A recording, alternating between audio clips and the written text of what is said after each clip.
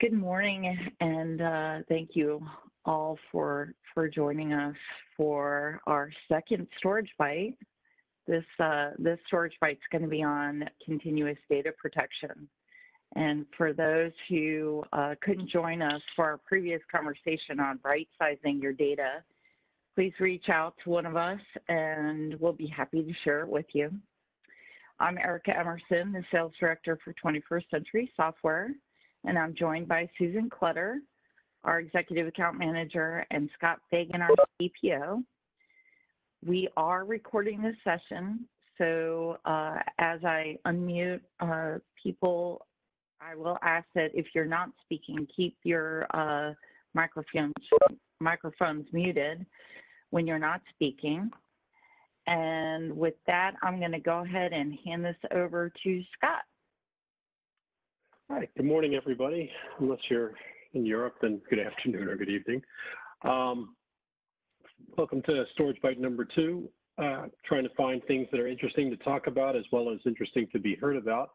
And this seems to be something that's getting pretty hot among the storage vendors, is the ability to not only replicate and maintain multiple copies of your storage, but replicate and maintain multiple copies of your storage at particular points in time.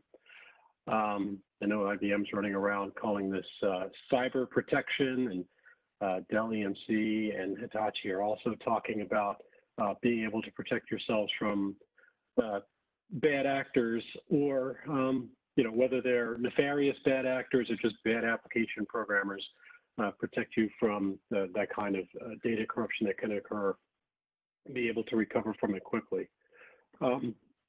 So since I don't just step all over myself on each slide, I'll talk a little bit about the theoretical continuous data protection.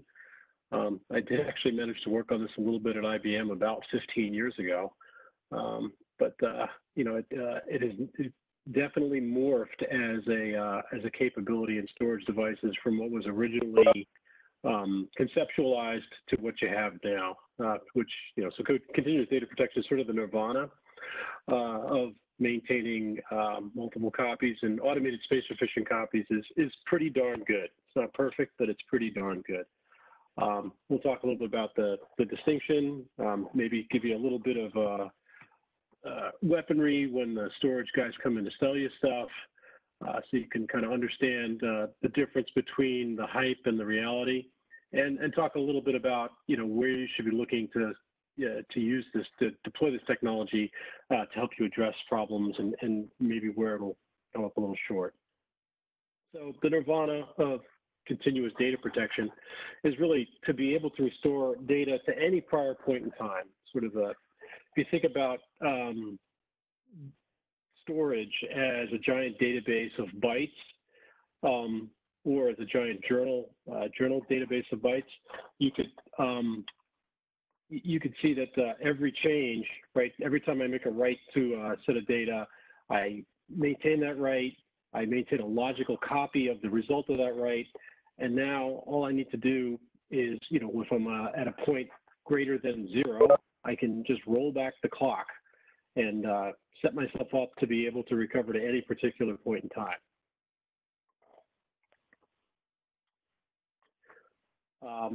So if your application's so constructed, right, you'd be able to, wind back the clock, say that write number 3 was a bad write, and then restart the application just before write number 3 and get going. Of course, right, this does presume a certain amount of sophistication in the application, and definitely a certain amount of sophistication in your ability to figure out where and when something went wrong.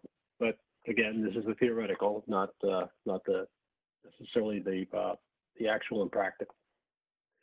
Another thing you can do is go back and erase an erroneous update.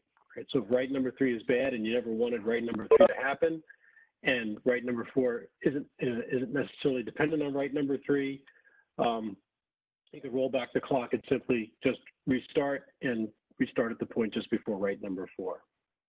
So these are pretty powerful functions if you think about them in sort of the abstract. You could definitely take them forward and say, hey, I ran a batch job and that batch job had an error in it, I can go back and reset the state of the data to prior to that batch job and then rerun, right? That's more of a practical application of this kind of technology. So there are some issues, and they are dependent on the implementation by the storage vendor and your ability to implement what the storage vendor gives you. In terms of space, right, even with thin provisioning, I'm not making a complete logical copy of every data set or a complete logical copy of every volume. The space required to maintain every individual change plus the metadata associated with the change, like when was this data written, and then being able to link forward and backward to all of the other related writes over a very short period of time becomes prohibitive. I like to run around saying storage is cheap, and compared to 1980, storage is really cheap, but it's still not zero. And on top of that, it actually does occupy physical space. And, you know, I don't know that anybody that wants to fill the data center up with individual copies of every write that ever occurred over the course of time. It also requires a performance and time hit. Every time you do a write, if I'm going to write, say, a single byte or a single track or a single cylinder, I have to write that. I have to write all of the metadata that goes along with it as well.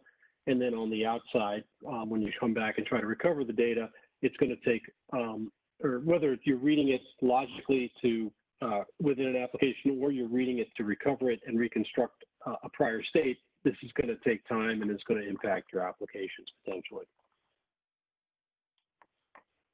So there's sort of a compromise here. So rather than reading and writing and recording every write and linking them all together, why don't we look at taking a snapshot of time and saying, okay, everything within this window of time will batch it all up and we'll logically conglomerate it into a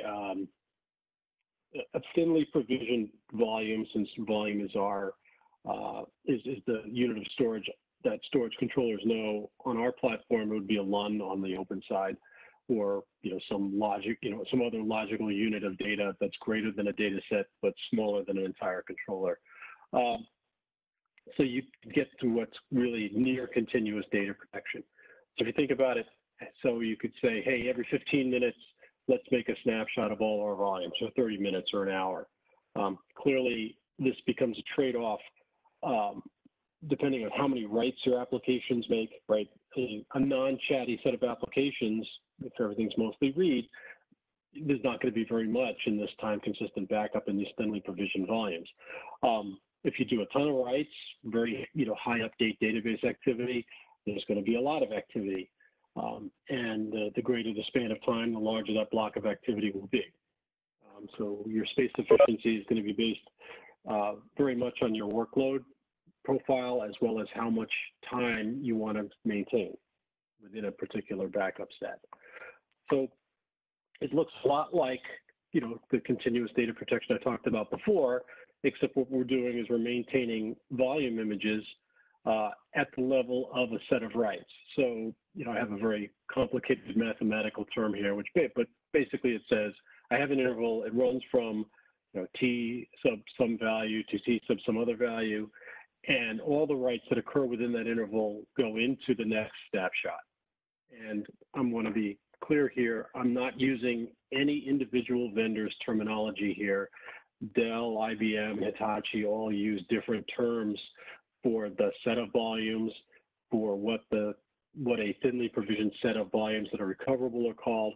I'm just using a hopefully generic terminology that everybody can kind of just sort of agree is good enough for the purposes of this presentation.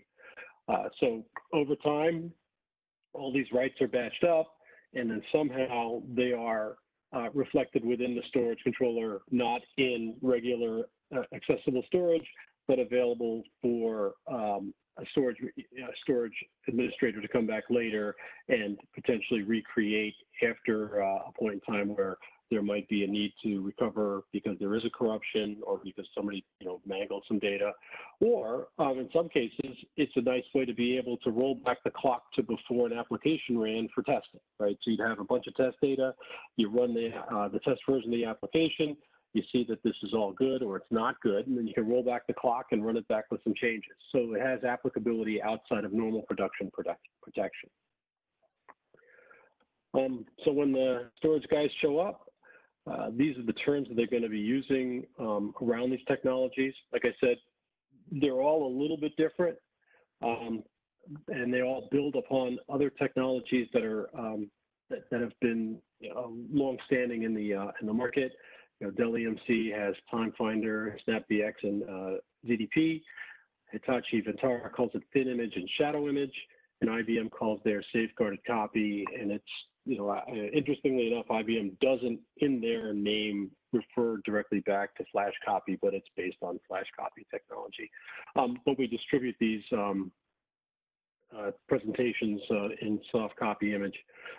These blue lines they're all links, and you'll be able to find some reference material that I've pointed you to.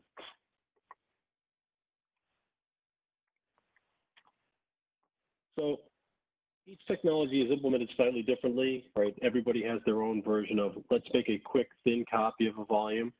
And that's what all of this is based on, except that there's automation built in to do it on an interval basis and to make sure that a set of volumes are maintained in a consistent manner. Not that volume 1 is at 11:30 and 1 second, and volume 2 is at 11:30 and 5 seconds, and volume 3 is at 11:30 and 17 seconds.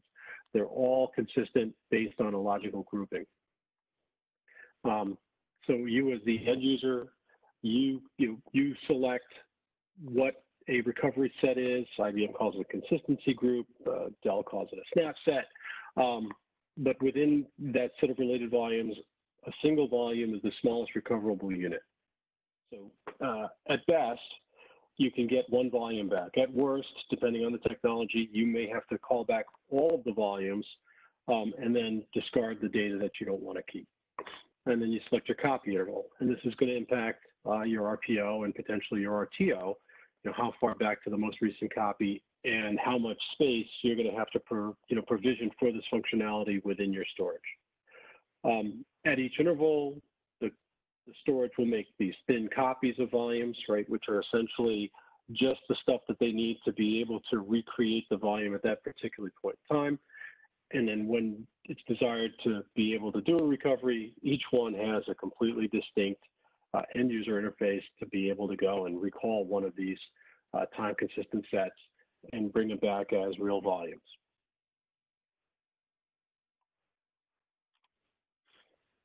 So problems addressed.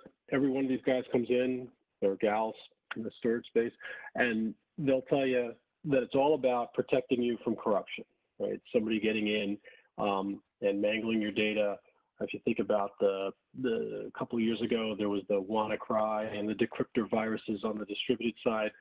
Same idea here. If somebody comes in and wipes out data and you've got a time consistent copy from a prior point in time, you can go back to that, start to perform, whether it's catching up or recovery processing to get you back to today.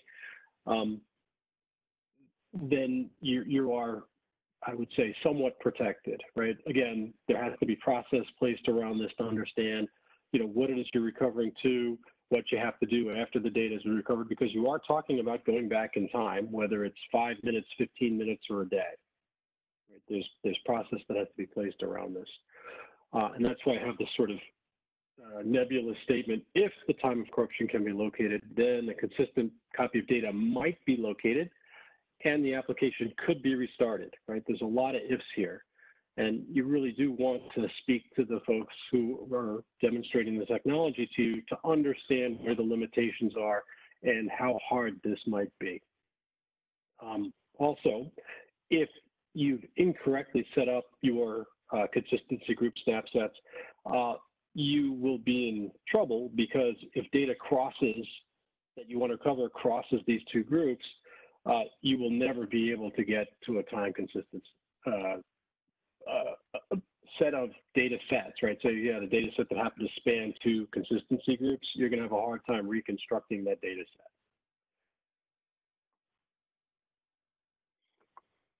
So there are obviously some issues here. every so often on the interval that you specify, the creation of a set of thin copies is going to cause the storage to have to stop and think about what it's doing. And because it needs to maintain consistency in terms of writes, it's going to stop communicating for a small period of time. I mean, it's all within the architecture of the hardware and the operating systems that connect to it. But these quiesce periods might be longer than your ability to wait within your applications, right? You might start to see timeouts because the IOs take longer. So this technology works hand in glove with outboard replication technology, whether it's synchronous or asynchronous, and you may have to take the time-consistent snapshot on the secondary volumes. Now, this creates additional management problems from your perspective, because now the time reference, say, in secondaries that are a long distance away, is not the same as the time reference in the local copies. So being able to recover and undo that information might become a little bit more difficult because there's a drift between the clocks. Now, you're going to have a consistent set of data, but you're going to have to turn around and say, okay, 11:30 on my secondaries actually corresponds to 11:17 on my primaries. Now, obviously, I've made a wide distance. The difference in time is going to be almost completely dependent on the round trip that it takes to do a write from the primary to the secondary, and even that isn't necessarily a constant, depending on the rate and pace, how much storage, how much network fabric you put between the two sites. So it does make life a little bit more complicated on the return side. Apologize for that. So there's also a limit to how much storage is available to make these snapshots. It's not unlimited. And so the more frequently you make snapshots and the more data that might be in one of these snapshots is going to reduce the age of the oldest backup that you're going to go to. So again, you have to buy what you need based on your considerations and how far back you might want to go. Right? In reality, a couple of days would represent a real large amount of storage for this functionality. Now, as with everything, there are problems that are not addressed. And as I said before, this capability works hand in glove with replication technology. So this automated space-sufficient copy is not going to address the concept of being storage resilient, whether it's business resiliency, disaster recovery, continuous availability of data. You still need to make, again, the nirvana in this case is like having a set of volumes that are locally and synchronously replicated to defend against the failure of hardware, and then have the second, have that also asynchronously replicated at distance in case there's a nuclear strike at your primary data center, and then things like GDPS or GDDR, wrapped around this so that you can recover as quickly as possible. So there's this is just yet another bullet in the in the storage management resiliency gun. And then there's a secondary problem, which is the storage solution doesn't understand the state of the data within a snapshot. All that the storage arrays understand is I've got data here, and logically I represent back to the operating systems and the software that talk to me tracks and cylinders and heads and things like that, right? The CKD architecture. So knowing where your data sets are isn't necessarily the simplest thing to figure out. Now, most data sets, they don't hop around like rabbits, but it is possible that 15 minutes ago, data sets were on different volumes than they are now. That things like HSM or CA disk might be rebalancing where the data sets are over this period of time, and looking at the catalog now in no way, shape, or form is meaningful to where things were then. Also, for data sets, whether or not they're open, at the time of one of these time-consistent snapshots. If they're open and they're transactional, you may be able to do, log recovery and get things to a consistent point through the normal database activity tools that you would use, say, if the database just failed. But what about batch, right? You have no idea where you were in an open data set that might be, associated with a large batch job. Some of the data might still be in memory. Some of the data might have been in cache, right? What about spool? These are not, trivial things to figure out from essentially what you might consider to be a frame from a 35 millimeter picture, right? It's a moving picture. It's hard to figure out exactly what was going on with this data, so a little bit more information is necessary to be able to recover those kinds of data sets.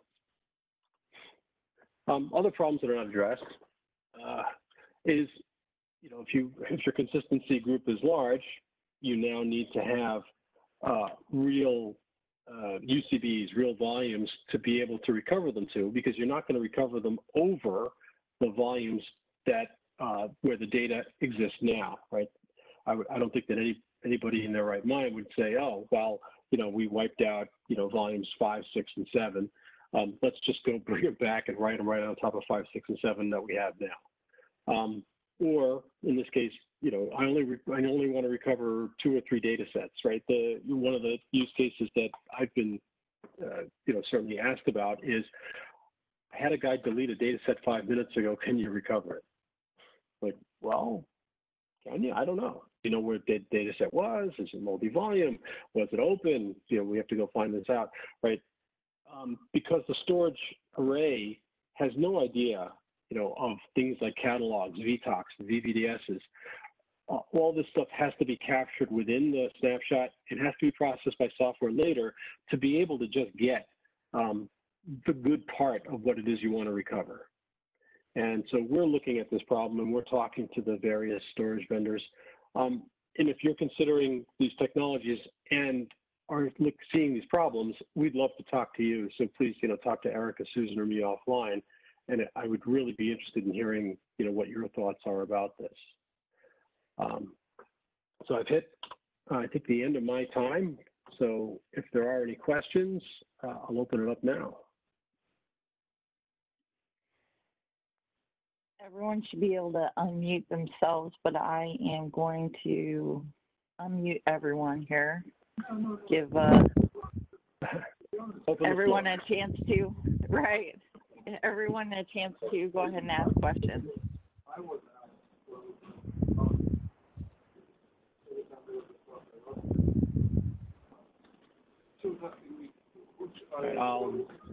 This is a shameless plug, which it says on the slide. I wrote an article a couple of years ago that talks about this a little bit in more detail. I'd be glad to have you read it. It's out on LinkedIn. If there's anything you want to, some people want to ask questions, but they might be a little bit sensitive in terms of asking them in front of a group. Feel free to reach out. We'd be glad to talk to you, through email or over the phone as well. And for any folks coming to share, we'll see you there. We have 21st has a booth on the floor, and we'll probably be hanging out there. If not, also, with our partners at Dell, Hitachi Vantara, and IBM. So please feel free to reach out. All right. Well, thank you very much for joining us, and hopefully we'll see you at our next Storage Byte, the 3rd Wednesday of next month. And we'll talk soon. Thank you so much. Thank you. I appreciate it.